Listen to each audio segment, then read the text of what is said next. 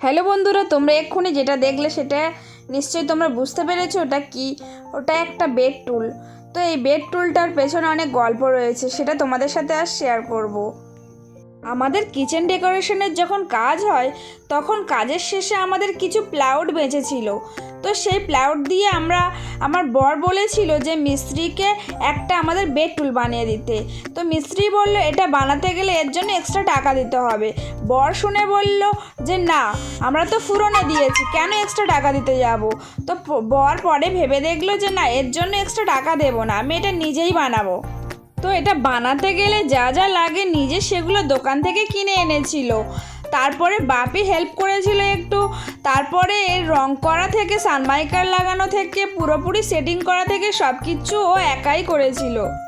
আর এটা বানাতে গেলে তো একটা সময় লাগতো, তো বরের অত সময় ছিল না। বর কাজ থেকে এসে প্রতিদিন রাতে একটু একটু করে কাজটা করতো। আর বরের সাথে সাথে আমিও অনেক রাত জাগতাম, কারণ ও একা বসে বসে বাইরে এটা করতো আর আমি শুয়ে থাকবো। তাই আমিও ওর সাথে অনেকটা হেল্প করতাম, লাইট মারতাম, কারণ রুমের আলোয় অতটা ভালো বোঝা যেত না বলে আবার টর্চ লাইট মেরে ধরতে হতো। তারপরে ওর হাতে অনেক হেল্প করে দিতাম। তারপরে এই যে সানমাইকারের আটা লাগিয়ে, তারপরে একটা একটা করে শুকিয়ে, তারপরে ওগুলো মেরে অনেক সুন্দর করে সেটিং করেছিল। এটা করতে অনেক সময়ও অনেক কষ্ট হয়েছিল ওর, কারণ এটা অনেক দিন ধরেই ও করেছে। ও সময় পায় না, তো তাই রাতে রাত জেগে এটা বানিয়েছিল। তো এই ফাইনাল লুক তোমরা দেখো, এটা কত সুন্দর হয়েছে। কেউ কি বলবে এটা আমার বর বানিয়েছে, অথচ ও কোনো মিস্ত্রি নয়।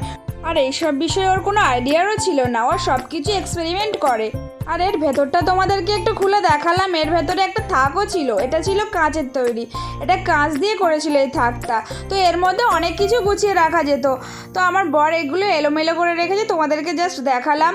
তো এই ভিডিওটা যদি ভালো লেগে থাকে একটা লাইক করো, আমার চ্যানেলটা সাবস্ক্রাইব করো। বা